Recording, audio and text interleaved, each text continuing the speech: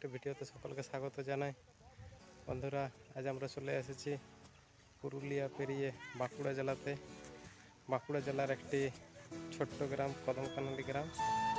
এই গ্রামে আমরা দেখছি চারিদিকে একেবারে দেখতে পাচ্ছেন সরিষা, একবারে চারিদিকে ফসল ফলানো আছে, সরিষা এবং পেঁয়াজ দেখতে পাচ্ছেন।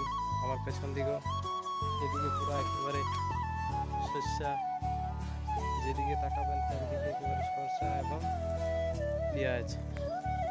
খুব সুন্দর ভিউ, দেখার মতো পরিবেশ।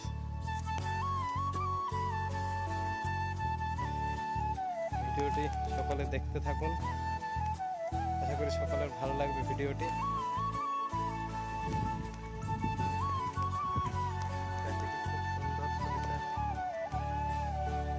দেখুন একেবারে সরষাতে খুব সুন্দর সুন্দর ফুল থেকে ফল পরিণত হয়েছে,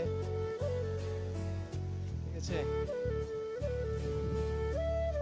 খুব সুন্দর ফসল ফলিয়েছে এখানের মানুষজন। চারিদিকে একই রকম, শুধু সরষা আর সরিষা, আর কিছু নেই। সরিষা এবং পেঁয়াজ, এই দুটি কথা। এদিকে রয়েছে পেঁয়াজ, আমাদের দেখতে পাচ্ছেন পেঁয়াজ, আরো সামনেও রয়েছে,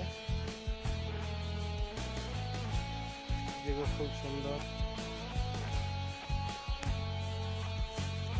সামনে একটি ছোট্ট নদী বয়ে গেছে, সেখান থেকে জল সরবরাহ করা হয়। আর এখানকার মাটি খুবই সুন্দর।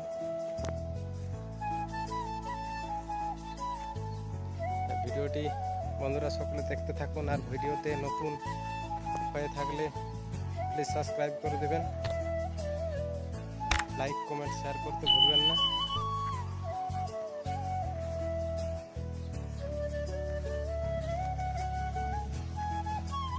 ঠিক আছে বন্ধুরা, দেখতে থাকুন।